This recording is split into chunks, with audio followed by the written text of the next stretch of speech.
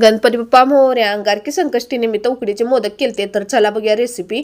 त्यासाठी एक नारळ घेतला, तो विळीने बारीक चिरून घेतला आणि मिक्सरला बारीक केला आणि ते कढईत काढून घेतला. नंतर ना गॅसवर कढई ठेवली.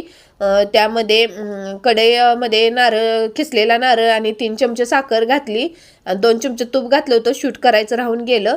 ते सगळं मिक्स केलं. त्याचं पाणी सुटल्यानंतर, पाणी आटल्यानंतर ना त्यामध्ये वेलची पूड घातली आणि त्याचा कलर बदलूस तवर ते हलवून घेतलं आणि गार करायला साईडला ठेवलं. आणि तुम्ही उकडीचे मोदक केला होता का नव्हता हे कमेंट करून सांगा. नंतर ना एक चपाती मोठी लाटून त्याचा अशा छोट्या छोट्या वाटीने पुऱ्या तयार केल्या आणि आई मोदक करायला लागल्यात आणि भैयाची पण लुडबुड चालू आहे मध्येच.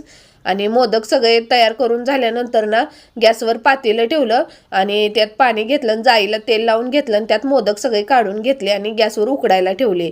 आणि तुम्ही पण उकडीचे मोदक केले होते का हे कमेंट करून सांगा. आणि चॅनलला नवीन असला तर सबस्क्राईब